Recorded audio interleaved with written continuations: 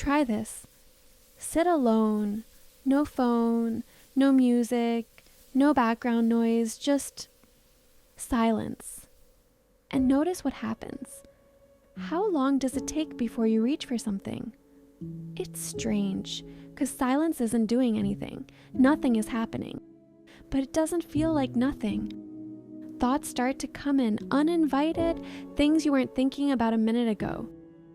Small things, then not so small, and suddenly silence doesn't feel empty anymore. It feels full. So we reach for something, a screen, a voice, any kind of noise. Because the moment you add input, you don't have to sit with what's already there, and over time you stop noticing the switch.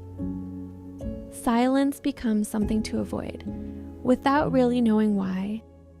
This isn't a modern problem. Blaise Pascal once wrote that most of our problems come from our inability to sit quietly in a room alone. That was centuries ago, before phones, before constant noise, so the discomfort was always there. We've just gotten better at avoiding it. Silence doesn't really add anything, it just removes everything else. And once that happens, things that were easy to ignore don't stay hidden in the same way.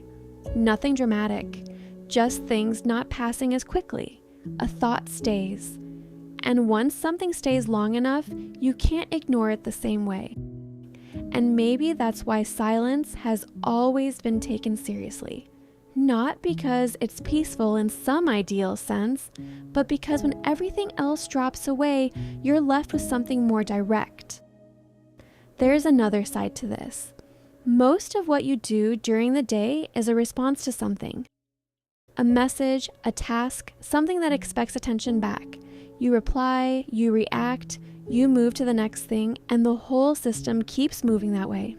Silence interrupts that pattern, and for a moment, you're not responding to anything.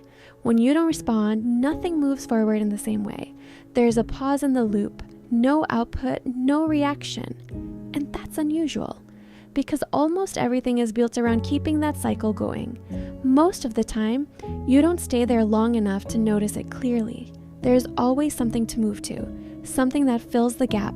So nothing really settles. It just keeps getting interrupted.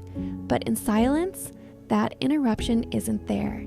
And that's where it starts to feel different. Because now it's not competing with anything.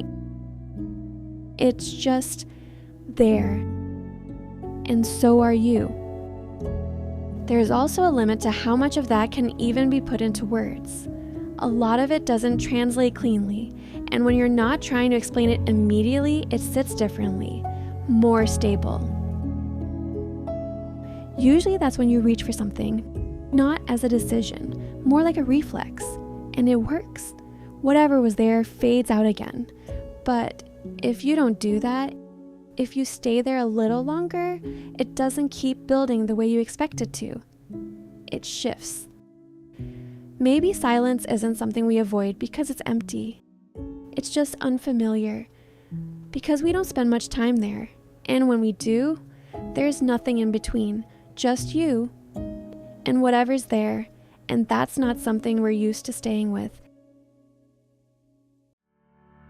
If this stayed with you for a bit, that's enough. If you want to keep exploring things like this, you can subscribe. And I'm curious, what happens when things go quiet for you? Thanks for watching.